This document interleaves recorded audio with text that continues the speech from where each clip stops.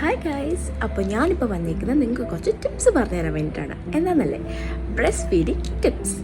Tip number 1, നിങ്ങളൊരു delivery ഡേറ്റിന് 2 മാസം മുന്നേ തൊട്ടേ ബ്രസ്റ്റ് നന്നായിട്ട് മസാജ് ചെയ്യാൻ തുടങ്ങുക. 2 ബ്രസ്റ്റും ഒരു 5 മിനിറ്റ് വീതം ഏതെങ്കിലും ഓയിൽ യൂസ് ചെയ്ത് മസാജ് ചെയ്യുക. വെളിച്ചെണ്ണയോ ഒലിവ് ഓയിലോ നിങ്ങൾ എന്താണോ യൂസ് ചെയ്യുന്നത് അത് വെച്ച് ഒരു 5 മിനിറ്റ് വീതം രണ്ടും മസാജ് ചെയ്യുക. അത് നിപ്പിൾ ഫ്രണ്ടിലേക്ക് വലിച്ചിട്ട് വേണം മസാജ് ചെയ്യാനായിട്ട്.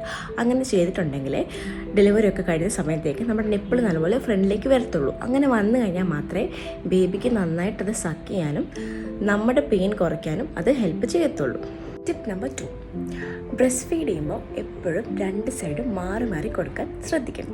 അതായത് ഒരു ഫീഡിങ്ങിൽ നിങ്ങൾ ഒരു ബ്രസ്റ്റാണ് കൊടുത്തിരിക്കുന്നതെങ്കിൽ അടുത്ത ഫീഡിങ്ങിൽ അടുത്ത ബ്രസ്റ്റ് കൊടുക്കണം. ഇനി എപ്പോഴെങ്കിലും ഒരു ബ്രസ്റ്റിന് പാല് കെട്ടിക്കിടന്ന് വേദന എടുക്കുന്ന പോലെ തോന്നുവാണെങ്കിൽ ജസ്റ്റ് ഹോട്ട് വാട്ടർ ബാഗ് വെച്ച് ഒന്നൊന്ന് മസാജ് ചെയ്ത് ജസ്റ്റ് ഇങ്ങനെ വെച്ച് കൊടുത്താൽ മതി. അപ്പോൾ കെട്ടിക്കിടക്കുന്ന പാല് പൊയ്ക്കോളൂ കേട്ടോ. അങ്ങനെ പാൽ ഒരിക്കലും കെട്ടി നിൽക്കാൻ നിങ്ങൾ സമ്മതിക്കില്ല.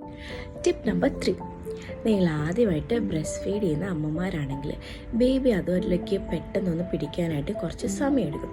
അപ്പോൾ അതോർത്ത് വറി ചെയ്യേണ്ടതാണ്. ഈ 2 ഫിംഗേഴ്സും കൊണ്ട് നമ്മുടെ ബ്രസ്റ്റിൻ്റെ ആ നിപ്പിളിൻ്റെ സൈഡിൽ നിന്ന് ഇങ്ങനെ ജസ്റ്റ് ഒന്ന് വലിച്ചു പിടിച്ച് വാവയുടെ വായിലേക്ക് വെച്ച് കൊടുത്തിട്ട് കുറച്ച് നേരം നമ്മളിങ്ങനെ പിടിച്ചുകൊണ്ടിരിക്കണം.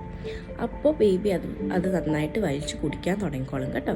കുറച്ച് കഴിയുമ്പോഴത്തേനും അത് ആ ഒരു നാക്ക് ബേബിക്കും കിട്ടും നമുക്ക് കിട്ടും. അപ്പോൾ അതോർത്ത് ടെൻഷനൊന്നും അടിക്കേണ്ട. ജസ്റ്റ് ഇങ്ങനെ ഒന്ന് വലിച്ചു പിടിച്ച് കൊടുത്തേച്ചാൽ മതി.